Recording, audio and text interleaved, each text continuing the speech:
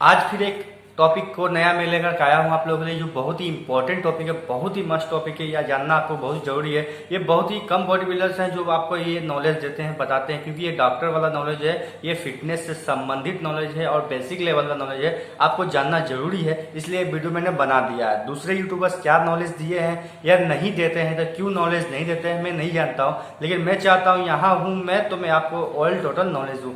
ज्यादा देर ना करते हुए मैं आपको बता देता हूँ टॉपिक किसके बारे में है। तो BMI, जी हाँ आपने बिल्कुल सुना, BMI मतलब बॉडी मास इंडेक्स। इस तरह नाम को सुनकर ही आपको पता चल रहा होगा कि BMI बॉडी मास इंडेक्स का क्या मतलब है। बॉडी मीन्स शरीर, हमारा जो शरीर होता है बॉडी होता है। मास मीन्स मात्रा, मतलब इसके अंदर कितने मसल्स हैं, कितने फैट हैं, चर्बी हैं, कितने ऑर्गन्स हैं, मतलब टोटल मास, उसका टोटल क्वांटिटी मिलाकर के उसको मास बनता है, कितने हैं। और BMI इंडेक्स, ठीक है ना, इंडेक्स मतलब उसका नंबरिंग क्या आ रहा है। तो आपको ये पता होना चाहिए आपका शरीर में ये कितना लेवल तक काम कर रहा है, कितना लेवल तक पहुंचा है, आप फिट है या नहीं है। इसको मापने के लिए इस BMI के इस्तेमाल हम लोग करते हैं। जैसे हम लोग पानी को मापने के लिए लीटर बोलते हैं, 1 लीटर पानी, 2 लीटर पानी। किसी वजन को मापने के लिए 1 किलो आलू, 2 किलो आलू, 2 किलो प्याज, इस तरह से किलो किलो बोलते हैं। उसी तरह अपने बॉडी कितना फिट है इसको मापने के लिए हम लोग BMI का सहारा लेते हैं। BMI को बोलते हैं हम लोग, BMI में मापते हैं। अगर आपका शरीर में मापने के बाद मान लीजिए आपको BMI किया आपने, अगर 18.5 से 24.9 के बीच में आता है, इतना तक आता है, तो आप बिल्कुल फिट है। अगर 18.5 से नीचे का कैलकुलेशन आपका आता है, आंसर आता है, तो आप अंडर वेट हैं। और अगर 24.9 के बाद मतलब 30 के बाद जो आ रहा है आपका, ठीक है ना, 24.9 के मतलब सॉरी 25 के बाद 29.9, ठीक है ना, 25 के बाद 29.9 तक अगर आता है तो आप ओवरवेट है। और 29.9 यानी 30 के बाद जो भी आंसर आपका आ रहा है आप ओबीज है। ओबीज का मतलब ओवरवेट तो है ही, आप साथ में आपके मोटापा छा गया है, बहुत ज्यादा रिस्क है आपके बीमारी होने का, हार्ट फेलियर होने का चांसेस रहता है। तो ये कैलकुलेशन कैसे करते हैं, कैसे निकालते हैं अपना BMI, आपको भी टेस्ट करना चाहिए। आप अगर बॉडी बिल्डर हैं, जिम जाते हैं, लेडीज है, जेंट्स जो भी है, तो आपको ये पता होना चाहिए कि आपका BMI क्या है, आपको बिल्कुल पता होना चाहिए। BMI हर एक किसी के लिए जानकारी के लिए बहुत जरूरी होता है, क्योंकि आप बॉडी बिल्डर है तो आपको ये जानना हमेशा जरूरी है। आप मोटे हैं, बॉडी बिल्डर हैं, या फिर मसल गेन करना चाहते हैं, फैट लॉस करना चाहते हैं, ये सब डिपेंड करेगा आपके BMI पे। हाँ जी, आपने भाई बिल्कुल सही सुना, आपको BMI आपका पता होना चाहिए। उस हिसाब से आपको पता होगा कि आप फिट है या फिर ओवरवेट है या फिर अंडर वेट है। अगर आप अंडर वेट होंगे तो आपको ज्यादा कैलोरी लेने की आवश्यकता होगी, मतलब ज्यादा आप कार्बोहाइड्रेट्स खाएंगे तो आपको ज्यादा एनर्जी मिलेगा और कैलोरी में कन्वर्ट होगा, ज्यादा होगा। तो आपको क्या होगा, आस्ते आस्ते अंडर वेट की जगह में नॉर्मल वेट में होंगे। अगर आप नॉर्मल वेट में है तो आपको कुछ करने की दरकार नहीं है, आपका जो वेट है नॉर्मल ठीक ठाक है।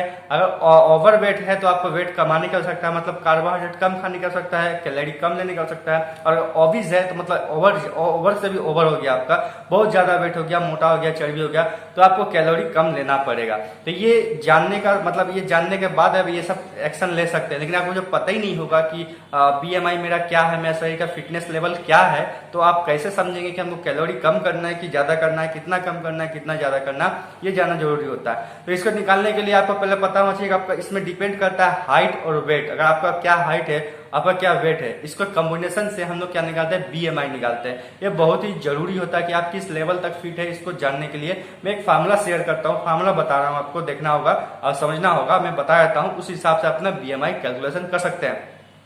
आपके वेट को डिवाइड करना है आपके हाइट से, मतलब आपका वेट ऊपर में रहेगा, डिवाइड करना नीचे में हाइट। अब ध्यान रखना है आपको, वेट आपका केजी में होगा, आपका कितना केजी वेट है, 70 केजी, 77 केजी, 60 केजी, 50 केजी, जो भी है ऊपर में लिखेंगे आप, नीचे में लाइन मारेंगे, मतलब डिवाइड करेंगे उसको, और नीचे में लिखना है आपको आपका हाइट किस में होना चाहिए, मीटर में होना चाहिए।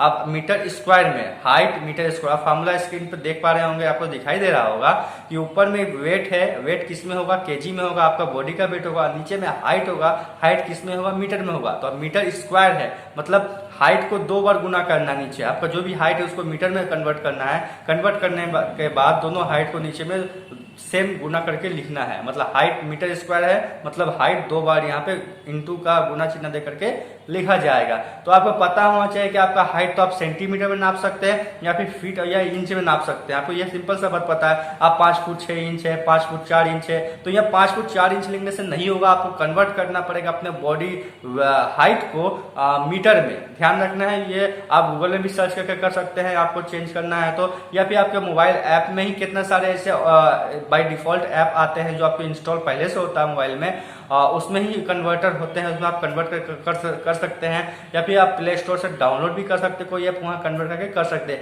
या फिर नॉर्मल कैलकुलेशन के हिसाब से आप चेंजेस कर सकते हैं। तो ध्यान यही रखना है कि ऊपर में जो वेट होगा वो केजी में होना चाहिए, एलबी में नहीं होना चाहिए, और नीचे जो हाइट होगा आपका मीटर में होना चाहिए।